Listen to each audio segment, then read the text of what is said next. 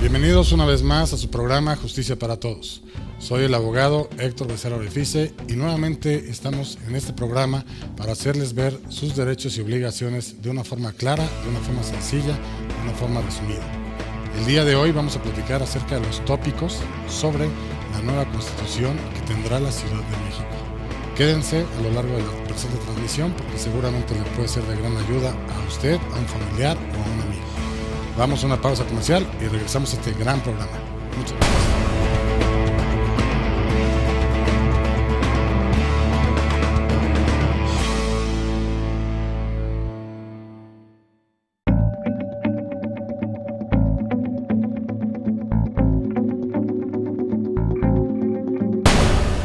Bien, estamos de regreso para entrar de lleno a este gran programa acerca de los tópicos de la nueva constitución que tendrá la Ciudad de México. Para ello he convocado a una serie de abogados, una serie de economistas, una gente muy preparada, todos ellos, gente que incluso llevan a cabo en todo honor el Partido Acción Nacional, que es lo que veo aquí de la síntesis que me están pasando. Y bueno, pues les doy la más cordial bienvenida a este su programa. Y bueno, el día de hoy nos acompaña el maestro José Carlos Jiménez Aguirre, el cual es socio director de Jiménez Aguirre Abogados y bueno, es candidato constituyente por el Partido Acción Nacional para crear la Constitución de la Ciudad de México. Bienvenido. Muchas gracias. Bien, de mi lado izquierdo tenemos aquí al licenciado, maestro Carlos Viniegra Beltrán, el cual es economista, es un excelente economista y él escribe incluso algunas pequeñas recomendaciones que hacer para que funcione este país. Bienvenido a este programa. Muchas gracias. Bien, por otro lado también nos acompaña el licenciado, un maestro, Leovigildo Chávez López, el cual es vicepresidente de Coparmex en el año 2013 a 2015 y también es candidato constituyente por el Partido Acción Nacional. Bienvenido. Héctor, muchas gracias. De igual forma tenemos aquí, por último, de mi lado izquierdo, al licenciado, el doctor César Montero Serrano, el cual es profesor de la Facultad de Derecho de la UNAM, da muchas asesorías jurídicas y conoce ampliamente nuestra Constitución como tal. Bienvenido. Muchísimas gracias, Héctor. Muchas gracias. Bien, pues entremos de lleno a este gran programa y pues yo quisiera primero que nada preguntar aquí a las cuatro superperitos en la materia, digamos, ¿qué es una constitución? ¿O de dónde viene una constitución como tal? No sé si alguien me pueda, para que los televidentes entiendan primero qué sería la constitución y de ahí entrar si es necesario el que se tenga una constitución en la Ciudad de México. No sé quién quiera tomar el uso de la palabra. Sí, con todo gusto. Con todo gusto. Adelante. Desde la perspectiva del derecho constitucional, es importante que mencionemos que una constitución es el documento político que contiene los trazos generales de un Estado al institucionalizar el poder político y que determina la actuación de ese Estado en distintos órdenes generales. Una constitución se caracteriza por ser esencialmente un instrumento político, no en balde en España se le denomina el código político.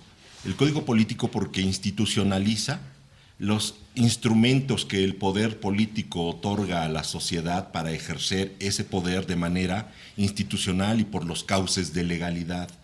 Es importante que destaquemos algunos elementos de la Constitución. Si nos referimos a autores de la teoría constitucional alemanas como Hermann Heller, él nos menciona claramente que la Constitución tiene una característica que es fundamental. Es un instrumento que deviene en el órgano político que va a dar cauce legal a la organización de ese poder que dispone el Estado. Aquí no podemos omitir dos aspectos o tres que son fundamentales. En primer lugar, el concepto de Estado. En segundo lugar, el concepto de soberanía y en tercer lugar, justamente el concepto de constitución. Uno de los dilemas de la teoría constitucional es justamente ¿qué adviene primero? ¿La Constitución o el Estado? ¿Qué es primero, el Estado o la Constitución? A partir de la paz del Weimar y de una serie de instrumentos que se firman hacia el siglo XVI, encontramos que por primera vez se empieza a hablar de Estado y de soberanía. La soberanía como un elemento inherente a un Estado que dispone de una constitución y crea su propio derecho, teniendo una característica fundamental, este Estado. El concepto de soberanía es un concepto que se adscribe a la posibilidad de que el Estado imponga sus decisiones sin contraposición de ningún otro órgano o institución dentro del propio Estado. De ahí que el elemento soberanía, el elemento derecho y el elemento constitución son puntos que son una tríada dentro de la teoría constitucional.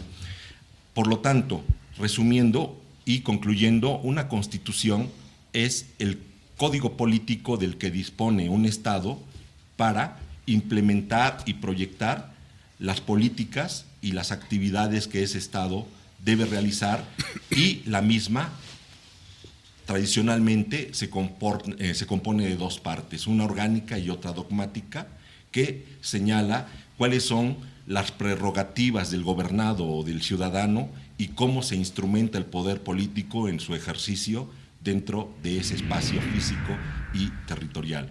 Por último, el Estado, no olvidemos, está conformado por el pueblo, el territorio y el poder político. Ese poder político, para ejercerse, debe tener un soporte institucional.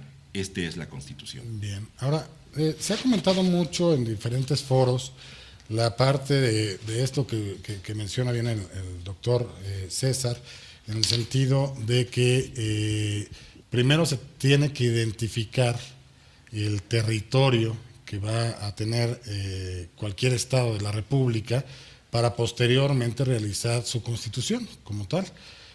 No sé si aquí quisieran comentar en referencia a este punto, porque hay toda una problemática acerca de si está bien delimitado cuál es el territorio que ocupa la Ciudad de México. Digo, porque de nombre ya sabemos que se hicieron algunas correcciones a nivel de la Constitución en su artículo 122, en su artículo 44, más sin embargo no se delimita exactamente que sea el Estado 32 como tal. No sé, ¿cuál sería la opinión de ustedes como tal? Sí, gracias, Héctor. Mira, yo te daría un poco también comentarios en ese sentido. ¿Qué creo yo? No soy abogado, yo soy un empresario, pero en términos para los ciudadanos de a pie, una constitución es donde se consagran derechos y obligaciones. Desde ahí es lo que nosotros sentimos. Bueno, ¿para qué es esto y cómo funcionará? Bueno, anteriormente teníamos un bando de gobierno, es decir, las instrucciones con las cuales se manejaba esta Ciudad de México. Hoy se va a generar una constitución, este marco jurídico donde va a contemplar las reglas de la Ciudad de México. Vamos a seguir siendo un distrito federal, quiero entenderlo como el lugar donde van a seguir viviendo los poderes federales. Por eso seguiremos siendo este distrito federal, ya no nos llamaremos distrito federal, nos vamos a llamar Ciudad de México. Y aquí el abogado me puede corregir, en el tema de Estado no pasaremos a ser un Estado, porque el Estado tiene tres peculiaridades que bien lo comentaba el abogado, y debe ser autónomo. De autónomo significa que vives bajo tus propias finanzas. En este caso yo entiendo que la Ciudad de México va a seguir dependiendo, como fue hoy ya aprobada la reforma política de la Ciudad de México, va a seguir dependiendo de la Federación. Eso te permite, o eso le va a seguir permitiendo a la Federación controlar la Ciudad de México. Por lo tanto, seremos una entidad, eso sí, pero no un Estado como tal, porque entonces no cumpliríamos con estas reglas. Y ahora, ¿para qué queremos todo este tema y todo este engranaje de leyes? Yo creo que es muy claro. Necesitamos que ya no haya discrecionalidad. Mira, el primer nivel de gobierno en esta ciudad es el presidente municipal en un municipio y el delegado aquí en la Ciudad de México. La ciudadanía se siente distante prácticamente de un delegado. Cuando tú llegas con un delegado a pedirle algunas cosas o a que te resuelva unos problemas, te dice, oye, es que las vías primarias no son mías, es que la seguridad pública no depende de mí, depende de la Secretaría de Seguridad Pública. Entonces, no hay una clara definición de las obligaciones. Y lo tenemos con el tema del INVEA y lo tenemos para donde tú voltees. Claro. Y lo que tenemos hoy que generar es un marco muy claro, muy preciso, donde digamos, ¿quién se va a encargar de quién? El árbitro o el gran rector, por ejemplo, del desarrollo urbano de esta ciudad, ¿va a ser la Secretaría de Desarrollo Urbano o quién va a ser? ¿O van a ser los presidentes municipales o los alcaldes a los que se les va a llamar? ¿Quién va a ser este gran árbitro? ¿Quién va a seguir manejando la Secretaría de Seguridad Pública? ¿Se le va a dar a los municipios, a las delegaciones o estas alcaldías, o se va a manejar como un municipio, ¿no? Independiente totalmente. Eso es lo que se va a definir en el constituyente. Son muchos temas que hay que ir engranando, son muchos temas que se van a ir definiendo, pero lo básico y lo principal, yo te diría, es la Constitución es para darle los lineamientos a todo este marco de hoy discrecionalidad de autoridades. Bien. Aquí Yo quisiera hacer, antes de entrar de fondo a esto, yo quisiera para la gente que nos está observando, quizá luego se nos olvida a los abogados que hay gente que está observando este tipo de programas o debates que no manejan o no conocen y no tienen por qué hacerlo, una serie de conceptos y términos absolutamente técnicos, hablando en el mundo del derecho. Así es. Yo solamente quisiera hacer un par de comentarios al respecto, ahondando sobre lo que mi compañero, el doctor Montero, ha mencionado. ¿Cómo nace la idea de la Constitución? Me voy a ir a la parte histórica, nada más una cápsula para que la gente sepa, que nos está observando, y sepa cómo nacen las constituciones. ¿Cuál es el origen? El origen que tenemos nosotros documentado, y se refiere a los fueros que existieron en el territorio hispánico, en España. Estamos hablando del siglo XI. Y nace con la idea de existe esta noción fundamental de establecer ciertos topes, ciertos límites al ejercicio del poder. Bien. Así es como nace la idea de la Constitución, como ya les había mencionado, con esto de los fueros españoles. Después, la noción constitucional, como bien lo mencionaba el doctor Montero, ha ido cambiando. Ahora ya es dinámico, ahora no solamente sirve la Constitución para establecerle límites al poder, al gobierno, sino sirve para delimitar todo el mecanismo y para delimitar el ejercicio de su propio actuar. Eso es como ya ahorita quizá entraremos a concepciones y a definiciones entre la parte orgánica y dogmática, pero esto es como una noción general que es importante que la gente, porque a mí me han estado preguntando en la calle, Héctor, ¿para qué sirve una Constitución? La gente se siente lejana, muy lejana al concepto de la Constitución, al margen de que poca gente la conoce, poca gente la ha leído. Entonces es difícil explicarles rápido en una entrega de un volante en qué consiste y para qué sirve. Claro. Por eso quisiera yo hablar como lo acabo de hacer, de esta noción, ¿no? Y por qué van a votar, ¿no? De esta noción de la Constitución. Ahora, en cuanto a lo que preguntabas del territorio, en esta reforma, impulsada desde luego por el jefe de gobierno, no aparece, tu pregunta es muy válida y además muy importante, porque en efecto yo no he encontrado esa parte, esa duda que tienes, yo también la tengo. O sea, no se habla de ese Estado 32 como tal. No se delimita. No se habla.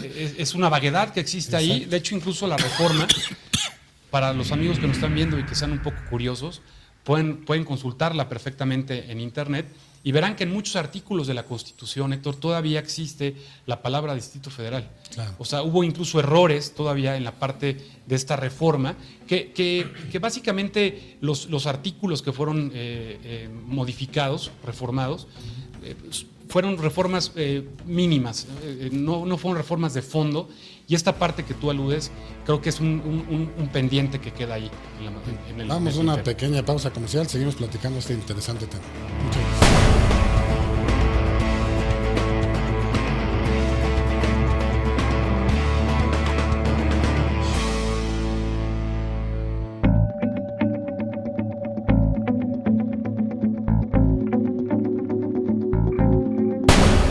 Bien, estamos de regreso y bueno, se quedó platicándonos aquí el doctor José Carlos en el sentido de la ubicación, ¿no? De dónde venían las constituciones y demás.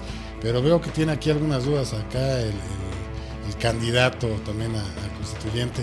No, fíjate, Héctor, lo que te decía es muy interesante que cada quien haya dado su punto de vista porque entendemos a los dogmáticos. El abogado conoce bien esta mecánica, Carlos también pues, es abogado, y los que tenemos que salir a la calle y convencer a los ciudadanos que te preguntan ¿y por qué voy a votar? ¿Y qué se va a hacer? Y luego viene una mayor confusión, que ahorita la tocamos si quieres, no me quise adelantar, pero oye, ¿voy a ver tu foto en la boleta?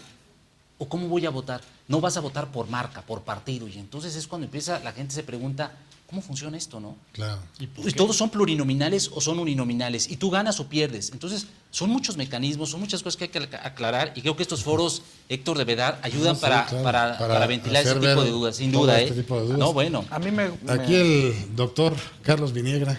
A ver. bueno, una de las cosas que a mí me gustaría hablar, la parte constitucional a nivel jurídico está muy desarrollada y cuando se explica en términos jurídicos, pues está muy alejada de la realidad de la gente. A mí sobre lo que me gustaría platicar es que también las constituciones o las leyes máximas de un estado o de un país tienen una parte aspiracional. ¿No? Digamos, los documentos liberales más importantes de la historia empiezan con nosotros el pueblo y la búsqueda de la felicidad, etc.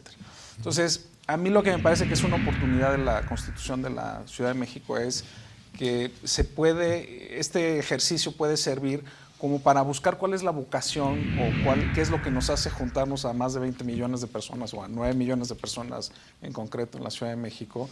¿Cuál es nuestra aspiración? ¿Cuál es esa parte aspiracional que tenemos? Porque a mí me parece que una de las cosas que está rota en el país a nivel de todos los gobiernos locales es que la concepción de la función pública está dada desde la idea de que quien gobierna es dueño de la ciudad, del municipio, del pueblo, y que a partir de eso se generan toda una serie de ordenamientos institucionales y jurídicos que definen cuáles son el tratamiento como de inquilino que tienen los ciudadanos, o sea, que no generan realmente ciudadanía, y pues todas las cosas que puede hacer con el presupuesto los Que luego pueden gobernantes. ser locuras, porque de repente si se le ocurre a alguien poner una serie de, no sé, de conos naranja en todos lados, pues los van a poner porque según él cree que es lo mejor para el pueblo, ¿no? Como tal. Así es. Entonces, a lo que voy es, creo que es un buen momento como para replantearnos esta cuestión y decir, bueno, esta cosa que llamamos la Ciudad de México, donde habitamos tantos millones de personas,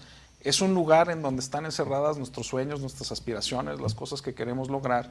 Y yo quisiera ver eso reflejado en la Constitución. Yo quiero que tenga esa parte aspiracional y que jurídicamente esté bien aterrizada y bien estructurada. Bueno, lo mejor que se pueda en el marco que forma tiene. jurídico incluso. Exacto. ¿No? O sea, Pero digamos, yo lo que les preguntaría, por ejemplo, a los candidatos es esa parte aspiracional, ¿dónde está? ¿Quién la trae?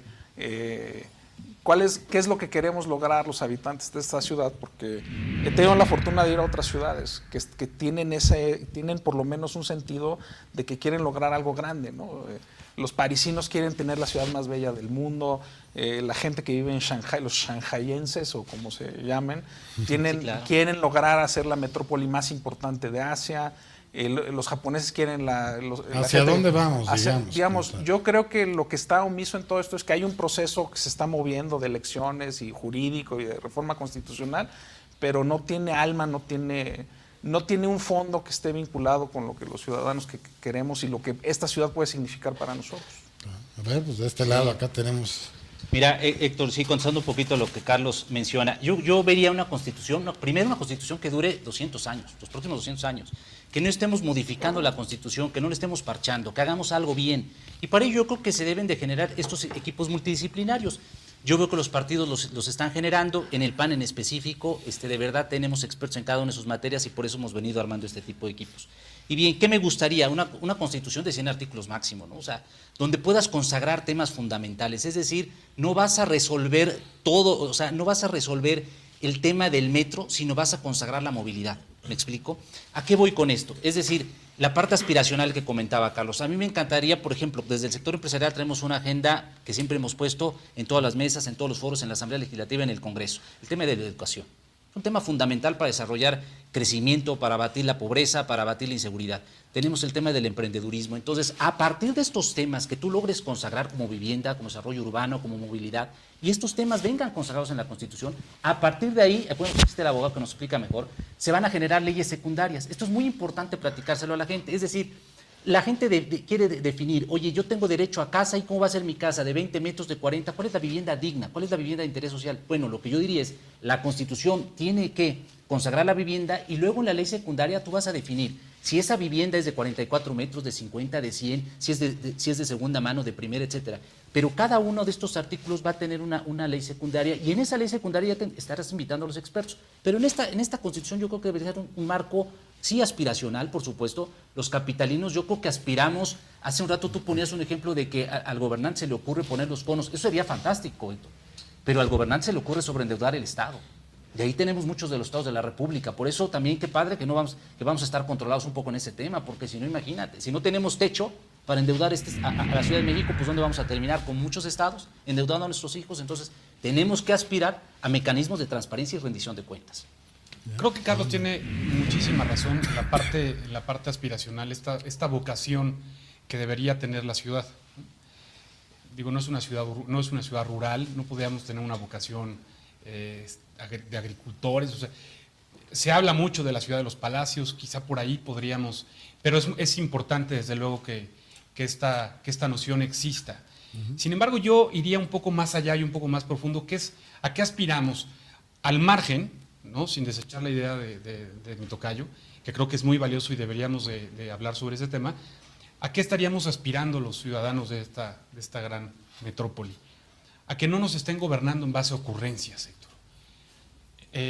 Este gobierno, el que nos está gobernando actualmente, no sale de una ocurrencia cuando ya está en otra, y no hay ningún freno, y los ciudadanos francamente nos sentimos desprotegidos. Porque si bien nuestro sistema jurídico nos permite en ciertos casos acceder a juicios, amparos, etcétera, ¿qué nos puede defender de una ocurrencia como poner en todo patriotismo o revolución un par de macetones, ¿no? que entorpecen? ¿O qué podemos hacer los ciudadanos, por ejemplo, en el reglamento de tránsito, sus 50 kilómetros en base a qué?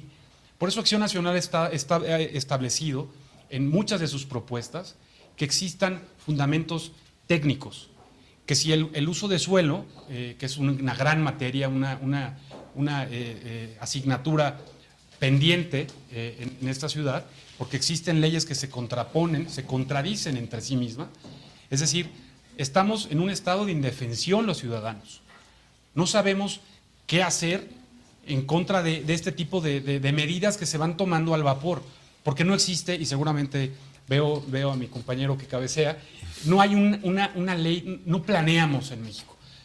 Yo he escuchado en otros foros a César hablar de este tema, y en efecto esta es una gran oportunidad para diseñar una constitución que permita que hagamos una planeación muy correcta de la ciudad, en donde los ciudadanos, ya lo está, Acción Nacional lo propone, revocar el mandato, acabar con los fueros, acabar con los grandes privilegios de los funcionarios públicos, pero al mismo tiempo sentar las bases para que esta ciudad esté bien construida. Y ya hablaremos más adelante de las leyes secundarias, que eso es una gran confusión que existe. La gente piensa que la Constitución no puede llevar todo, o sea, tiene que ser específica. Es el marco general, digamos. ¿no? Y no le quiero quitar la palabra a mi compañero. Por favor, acá el doctor César. Bueno, muchísimas gracias. En primer lugar, toda ley debe tener un contenido aspiracional, pero en exposición de motivos, no en la norma misma. La norma debe ser general, abstracta, impersonal y permanente. Si nosotros ponemos en una norma cuestiones de justicia o cuestiones de carácter semántico que sea incorrecto con el supuesto sintáctico, vamos a caer en un conflicto específico porque la normatividad no debe hacerse así. Algo que me preocupa es que quienes están haciendo la Constitución carecen de elementos de rigor técnico jurídico para estructurar una buena norma jurídica. Yo pongo siempre como ejemplo el Código Civil alemán, el BGB, que fue escrito y publicado en el año de 1900 y sigue rigiendo. ¿Por qué? Porque quienes lo hicieron fueron juristas cuya característica es que crearon un código cuyas normas son supuestos sintácticos generales, abstractos, impersonales y permanentes, y cualquiera de nosotros nos preguntaríamos, pero ¿no evoluciona el derecho? Por supuesto que evoluciona el derecho, pero ¿cómo evoluciona? No cambiando la norma, sino cambiando la interpretación en los tribunales, por las personas que sí saben cómo se cambia esta interpretación. Es una falacia pensar que cambiando una norma vamos a resolver una situación. Esto nos ha conducido a cuestiones demagógicas. Una ley por sí misma no soluciona un conflicto de ninguna especie. Por ejemplo, decía nuestro amigo economista, habitualmente los ciudadanos se sienten marginados de la toma de decisiones políticas, pero esto es una consecuencia justamente de una situación socioeconómica. Las personas se sienten al margen porque así las ubican los propios partidos políticos. Solamente los utilizan para determinadas circunstancias y en determinados momentos. Carecen de bases sólidas y de propuestas que puedan representar interés para las personas y se conforman normalmente los electores con emitir un voto a partir de situaciones meramente coyunturales. Por lo tanto, a mí me parece, por ejemplo, que mis dos amigos candidatos del Partido Acción Nacional realizan una labor muy positiva al tratar de llevar la politización como un interés inmediato de las personas. Es decir, nosotros no podemos omitir que somos seres políticos, que vivimos en una sociedad y que necesariamente estamos involucrados en la toma de decisiones. El decir que soy apolítico ya entraña en sí mismo una agnosía completa. ¿Por qué? Porque todo lo político nos concierne. La vida misma en sociedad nos está dando un matiz de pertenencia para el hecho mismo de considerarnos entes políticos, seres políticos. Ahora, algo que no podemos omitir ni soslayar es que una constitución por sí misma no va a resolver un conflicto ni los conflictos, sino que apenas, como tú bien lo apuntabas, Héctor, es un marco general que plantea expectativas y una serie de estructuraciones con la posibilidad de ir a resolver problemas subsecuentes. Nos está ganando un poquito el tiempo, vamos a una pequeña pausa comercial y regresamos. Muchas gracias.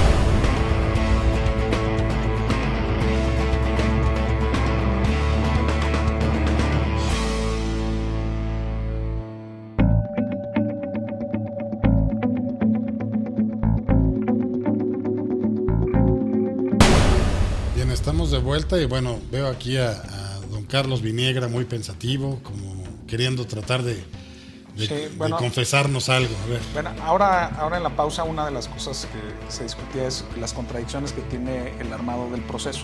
Claro. ¿No? Uno de ellos es que se establece un constituyente que se supone debe ser soberano para hacer el proyecto que quiera, pero recibe del jefe de gobierno una constitución que además el jefe de gobierno, que dice que va a ser una constitución vanguardista, moderna. ¿De los notables? No, lo había dicho como socialista o izquierdista o qué. Bueno, que tenía un perfil político. Entonces, hay una serie de contradicciones en lo que han hecho los actores, tanto en la reforma, en la articulación del proceso. Y yo lo que veo es que hay como tres escenarios y a lo mejor es parte de la discusión que debemos de tener. Un escenario es copiar y pegar, ¿no? Yo no veo que los actores de los partidos políticos ya tengan sus propios proyectos. Los que van a llegar en los primeros lugares de la lista, pues ya deberían de estar escribiendo lo que ellos piensan junto con sus electores. Ellos deberían de estar discutiendo ya en foros con los ciudadanos qué es lo que debería hacer. Eso no se ve, o eso yo no lo percibo. Entonces, a mí me preocupa que sea un proceso de cortar y pegar. Claro. ¿No? Que tomen todos los ordenamientos anteriores y digan, oye, esto de hacer una constitución es muy difícil, entonces tráete lo que ya había, lo pegamos distinto y ese es el proyecto, y como solo dura 4 meses, entonces eso es lo que se va, a mí me parecería muy negativo porque se pierde el sentido. La oportunidad incluso de poder hacer la cuestión más moderna o la constitución más moderna, ¿no? La segunda cosa es realmente hacer una constitución que esté técnicamente bien armada, pero que le dé un sentido diferente a lo que es ser, digamos, esta tendría que ser el mejor ordenamiento subnacional que exista en el país, porque es un desorden en el país. Claro. Y la tercera preocupación es que ya llegando al punto en donde esté establecido el constituyente se dé un escenario de balcanización, ¿no? Que cada quien quiera llevar, como sucede muchas veces, agua a su molino, y entonces sea un despiece, un rompecabezas de que esto se le dio a tal partido, esto se le dio a otro partido, y que la Constitución sea un sinsentido un poco como está armado el proceso. Un Frankenstein jurídico, sí, por así decirlo. Así es. Entonces, digamos, esa es la preocupación que yo tengo. Digamos que yo en mi pensar siento que ahorita se están preocupando más bien por la parte de quiénes van a ser los candidatos que lleguen a formarlo, y en un segundo momento ya se preocuparán por las iniciativas que se llevarán a cabo, ¿no? Que sí las deben de pensar pues con mucha calma y con muchas cosas, ¿no? Más sin embargo, sí creo que pues ya tienen que ir proponiendo cuál sería la parte de las mejoras o qué podrían hacer. Aquí no sé, me gustaría ver si se puede escuchar un poquito incluso de qué piensan ustedes que sería lo novedoso de esta Constitución. O sea, ¿qué agregarían ustedes para mejorar la Constitución o para esta nueva Constitución que se va a llevar a cabo? ¿Ustedes qué propondrían como tal? Yo, si me permite, Adelante, la adelante. voz, yo creo que yo hablaría y centraría mi intervención en 2 puntos, básicamente. Una parte novedosa que actualmente el Estatuto General de Gobierno del Distrito Federal, ahora Ciudad de México, que todavía nos sigue rigiendo, no contempla, es esa claridad de la que hablaba Leo. Esa claridad en donde los ciudadanos puedan consultar un instrumento, este conjunto de reglas, y que puedan saber qué le corresponde, en este caso serán alcaldes, o qué le corresponde actualmente a los delegados, y qué le corresponde al jefe de gobierno o ahora gobernador. Eso sería porque en efecto Carlos tiene razón, y su temor es fundado, porque si vemos lo que ha sucedido en las constituciones de otros estados, lo que ha sucedido es un copiar y pegar de nuestra Constitución General. Eventualmente ahí, y no es materia de esta discusión, saber qué pasaría, ¿no?, para el caso de que se contrapongan disposiciones de una Constitución local con la Constitución General. Pero generalmente eso ha sucedido.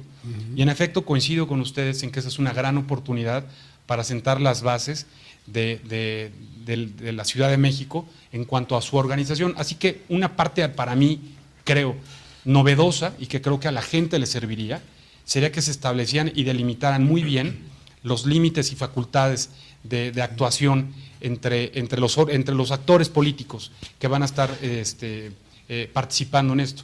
Y la otra parte que decía Leo, que tiene toda la razón, desde luego esta parte del endeudamiento. Es decir, actualmente lo estamos viendo a nivel federal, ¿no?, cómo nos han estado endeudando versus los últimos 12 años de gobierno, y lo que ha pasado de manera escandalosa en muchos estados de la República. Así que limitar ese tipo de cuestiones me parece que sería novedoso y sería también, creo que, un gran avance para la Ciudad de México. Bien, acá de este lado, no sé si quieren. Yo solamente complementaría un poco, Héctor. Yo insisto, me gustaría una Constitución clara, de pocos artículos, de poco articulado, que sea entendible para la ciudadanía y que todos podamos regirnos bajo ese tema. Ya lo que sí me gustaría ver novedoso serían mecanismos de transparencia y rendición de cuentas. No existen en este país ese tema. Si vas a poner reelección, bueno, pongamos la revocación de mandato. O sea, son temas que tenemos ya que tener muy claros y que podríamos ser vanguardistas aquí, en esta ciudad. Al final yo creo y estoy convencido que la caja de resonancia siempre es la Ciudad de México. Si nosotros generamos una buena ley, si nosotros generamos una buena constitución, entonces seguramente se va a estar replicando. Si en el Senado no pueden sacar la ley del 3 de 3, si en el Senado no se atoran algunas de las leyes, bueno, pues hagamos en la Ciudad de México, ¿no? Y pongamos este tipo de mecanismos que seguramente serían, primero, lo que la gente está pidiendo, estarías poniendo al ciudadano adelante, le estarías dando al ciudadano ese poder de decidir y de tomar en cuenta y de poder evaluar al gobernante en turno, y podrías también inclusive poner al gobernante o evaluar al gobernante y decirle, oye, sí puedes tener reelección cuando venga el tema de la reelección, pero porque estás entregando cuentas claras, bajo un mecanismo muy claro y transparente.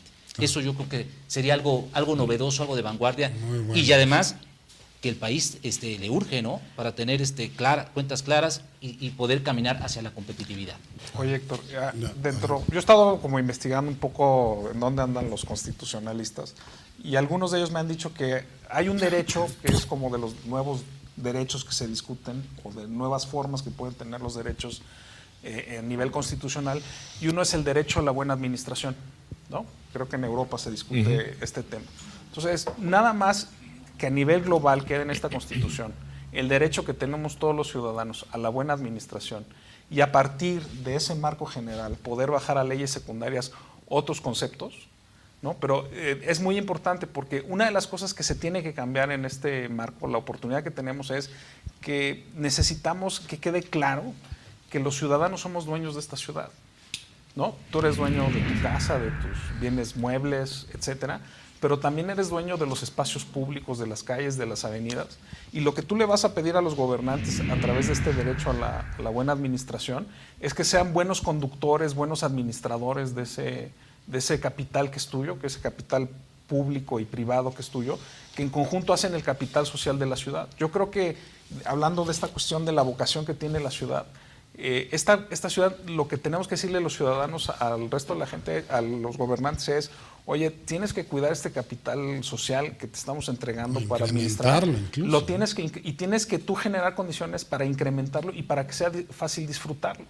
O sea, una ciudad que está contaminada, donde no podemos usar nuestros coches, donde no puedes salir a la calle porque te asaltan y demás, es una ciudad en donde el capital social del que disfrutamos todos nosotros al salir de nuestras casas todos los días baja. En vez de tener plusvalía baja. Entonces, digamos. por ejemplo, yo ahí querría dejar ese ejemplo, ¿no? Una novedad es que los ciudadanos de esta ciudad tenemos el derecho a la buena administración y a partir de eso desarrollar conceptos como el de capital social, ¿no? Yo creo que no hay que dar muchas vueltas a las circunstancias que nos rodean. Si ustedes, candidatos, le preguntan a los ciudadanos de a pie qué les preocupa, hay un tema fundamental que es la corrupción.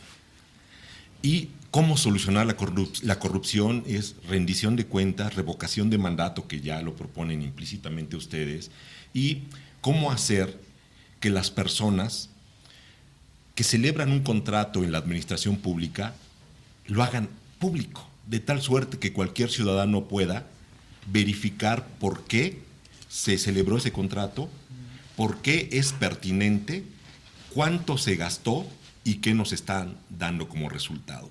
Algo que cualquiera de nosotros ha advertido cuando viaja fuera de este país es por qué los puentes en Europa o en Estados Unidos no tienen esos problemas de baches, esos problemas en donde las llantas de mi vehículo se atrofian.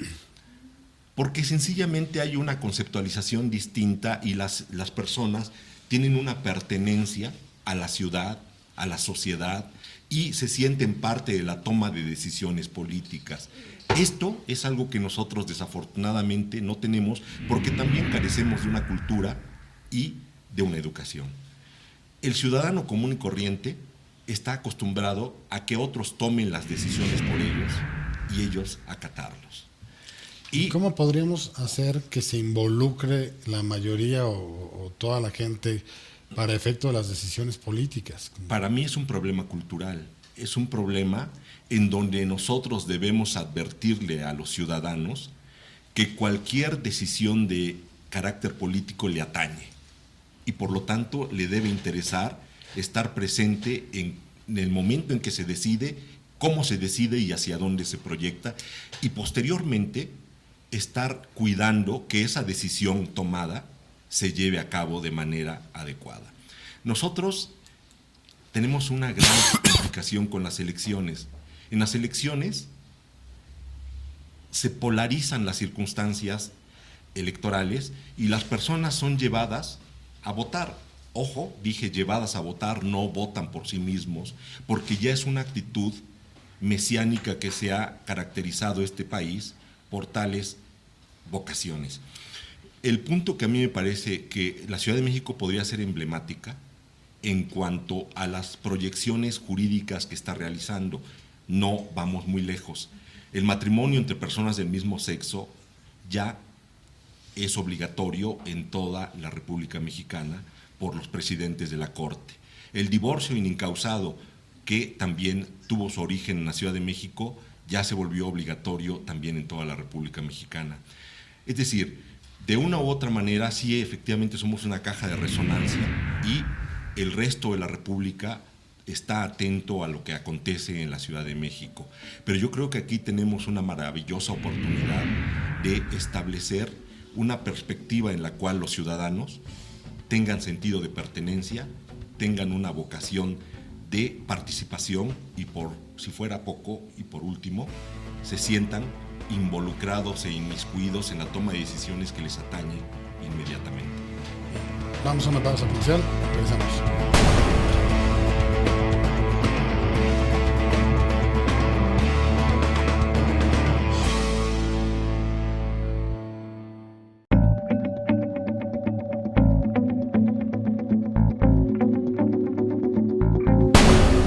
estamos de regreso y bueno, quería aquí platicarnos un poquito el licenciado Chávez con respecto a esta parte de la participación de la ciudadanía ante las votaciones, ¿no? Ahí, ¿usted qué piensa acerca de cómo podemos hacer que la gente crea más en las elecciones, en activarse políticamente, en tomar decisiones?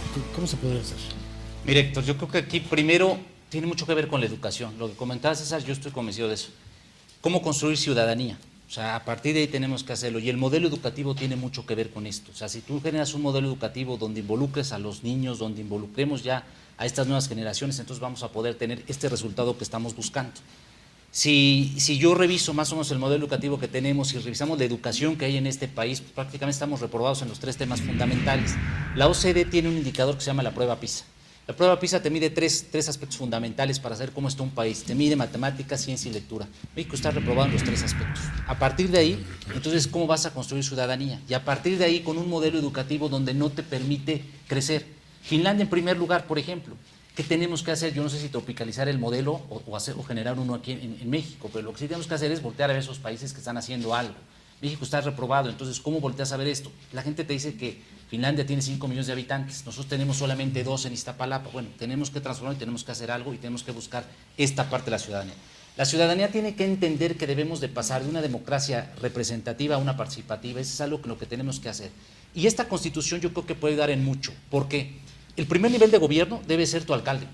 Ese es el primer nivel de gobierno, tu contacto, donde puedas arreglar todo, donde puedas solucionar los problemas, donde puedas ir y venir y que el alcalde te entienda.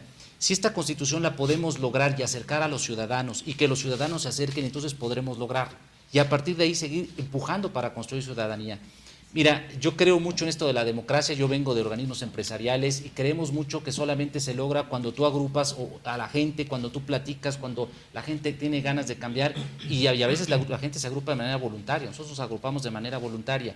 Y en temas rápidos de cómo está México en participación ciudadana, mira, Estados Unidos tiene como 300 millones de habitantes, debe tener como 12,000 asociaciones civiles. Chile tiene como 18 millones de habitantes, tiene como 13,000 asociaciones civiles. México tenemos como 120 millones de habitantes y tenemos como 2,000 asociaciones civiles. O sea, entonces, nos falta enfocarnos ahí y nos falta un modelo educativo que nos empuje desde niños a empezar a trabajar en muchos temas, no solamente en participación ciudadana, sino en emprendedurismo.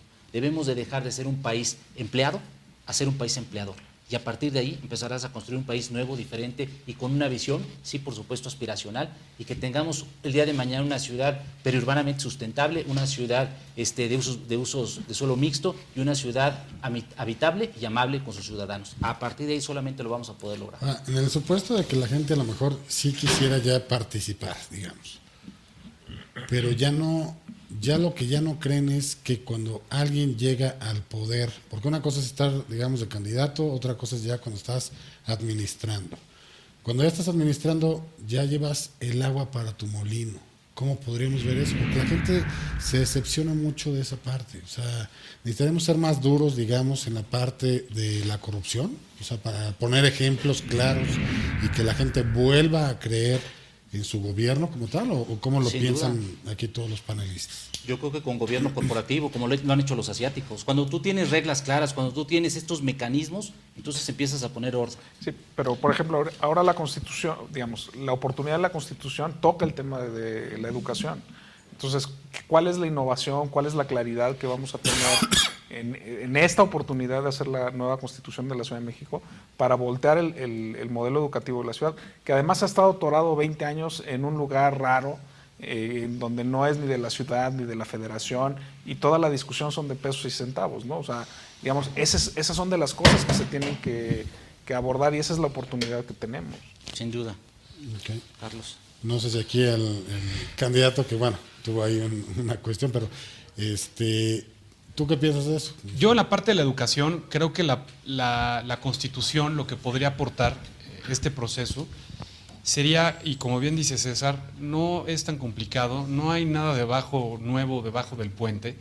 Es decir, existen los instrumentos. México es parte de un sinfín de tratados, de documentos que incluso nos vinculan, como la Declaración Internacional de los Derechos Humanos de la ONU. Y también existe esta campaña mundial por la educación, fundada ya en los 90, ratificada en 2000, en donde para 2015 debíamos tener unos ciertos indicadores. Algo que está haciendo falta en este país y en esta ciudad, desde luego, es educación, pero educación de calidad. Y esa y las leyes que reglamentan ese derecho debían ser muy específicas en cómo medir esa parte de calidad. A esta ciudad la lleva gobernando un partido durante 19 años. Hemos visto cómo han intentado o han incluso creado instituciones educativas, pero yo quiero preguntar de qué calidad. Y además la gente sigue siendo muy utilizada y engañada por el que ha dirigido y ahora dirige otra organización política, ¿no? Él dice que no quiere firmar una ley de transparencia de origen ciudadano, desde luego desechando por todo este esfuerzo ciudadano tan grande que fue para que llegara a las cámaras esta iniciativa, que valga el comercial, impulsada por un diputado, el diputado Ernesto Sánchez de Acción Nacional, ya fue aprobada en la Ciudad de México. Pero a nivel federal, y cuando le preguntan a este dirigente, que no quiere, que estoy omitiendo su nombre a propósito, él dice que es demagogia. ¿Y por qué entonces, si es demagogia, él se opone a transparentar sus recursos? Si es demagogia, ¿en qué le afectaría firmar una ley de origen ciudadano? ¿Qué sería entonces en la Constitución que fuera novedoso? Ya lo decía mi compañero Leo, esta parte de ponerle frenos al ejercicio del poder, pero en cuanto a una iniciativa ciudadana, desde luego ese derecho existe en la Constitución, pero lo que no está acotado es, para el caso que estamos hablando, esta ley, esta iniciativa ciudadana, lo que no tenemos los ciudadanos saber cuántas firmas tenemos que juntar. Sí sabemos cuántas para que sea una iniciativa, pero no cuántas para que sea, o no existe el mecanismo para decir que sea aprobada. Entonces ya podríamos haber traído una iniciativa ciudadana con 50 millones de firmas, como igual la hubieran puesto en stand-by o la hubieran detenido en el Senado de la República si a cúpulas de poder no les conveniera. Entonces, esta parte podría ser muy novedosa en la Constitución de la Ciudad de México, que se establecieran estos mecanismos para que el ciudadano tuviera esa certeza. ¿Y entonces qué pasaría, Héctor? Entonces, el ciudadano de a pie, entonces sí participaría, porque sabría que ese derecho que tiene está consagrado y está respetado en la Constitución. Sí, yo concluyo diciendo que, desde mi punto de vista, lo que hace falta es una revolución educativa, justamente en donde proyectemos a la educación como un aspecto prioritario, en donde ser maestro debe ser el nivel de excelencia más alto que debe tener un profesional, donde las escuelas tengan la pertinencia adecuada para que se desarrolle el proceso de enseñanza-aprendizaje y donde los niños estén nutridos y también tengan posibilidades de cambiar su perspectiva de educación. ¿Cómo? Muy simple. Debemos dejar atrás aspectos puramente memorísticos del alumno, que es lo que habitualmente se le enseña a memorizar, y a acostumbrarlo desde niño a pensar, a razonar, a reflexionar y a criticar aspectos que le conciernen y donde puede emitir una opinión muy valiosa de su maestro, de su país, de su entorno social. Bien, aquí don Carlos. Bueno, yo creo que el ejemplo de la educación es muy interesante porque refleja esta idea, digamos, en el sistema educativo de la Ciudad de México y en general en el del país, los padres tienen muy poco que decir respecto a la educación de sus hijos. Y seguimos insistiendo en un esquema institucionalista en donde que queremos cambiar las leyes, las evaluaciones desde arriba, para que de arriba hacia abajo las cosas funcionen, se supone que en beneficio de los ciudadanos. Las cosas funcionan mejor cuando las personas tenemos que decir y somos accionistas del sistema educativo, del sistema de salud, en donde podemos decir, oye, ahí me tratan mal, ahí yo no voy a ir. Pero cuando no tienes de otra más que mandar a tu hijo a esa escuela porque no hay de otra manera y no puedes opinar sobre el profesor o sobre el plan de estudios, entonces pues estás destinado a no tener esta participación, a no cambiar la educación. A mí me parece que una de las cosas que se tiene que hacer en la educación, en la seguridad, etcétera, es que este nuevo marco de la Constitución le demos una vuelta para que se faciliten estos mecanismos participativos en todos los aspectos. que podamos ver qué pasa con el médico en el sistema de salud de la Ciudad de México, qué pasa con el policía que está en nuestra colonia y demás. Hemos diseñado el país para no participar. No hay mecanismos de participación, ni siquiera en la escuela de nuestros hijos. Bien, pues televidentes, como ustedes pueden observar, es un tema muy amplio. Yo creo que este tipo de programas los tendremos en lo sucesivo, ya que, si nos pueden acompañar incluso los mismos panelistas que tenemos aquí, porque son temas que, se puede uno filtrar rápidamente hacia alguna cuestión secundaria, pero tenemos que participar en esta parte de la construcción de la Constitución de la Ciudad de México. Yo los exhorto a que nos acompañen en los siguientes programas. Y bueno, usted televidente, si tiene alguna duda, alguna aclaración o algún comentario que desea hacer, en pantalla aparecen los datos de una firma legal donde yo puedo ser, digamos que el intermediario para hacérselo ver tanto a los candidatos como al economista, al maestro, a toda la gente, ¿no? Como tal. Y bueno, ahí podrán ustedes localizarnos para efecto de hacerles saber pues, sus interrogantes, ¿no? Como tal. Bien, pues no me resta más que agradecerles a ustedes panelistas que nos han acompañado a lo largo de este programa, a la producción por hacer posible el mismo, y agradecerles a ustedes televidentes por habernos sintonizado, esperando nos acompañen en un programa más de Justicia para Todos el próximo miércoles 9 de la noche, aquí en este gran canal que es Vibra TV, y bueno, espero que pasen una excelente noche. Recuerden nuestro lema: la justicia es ciega, nosotros no.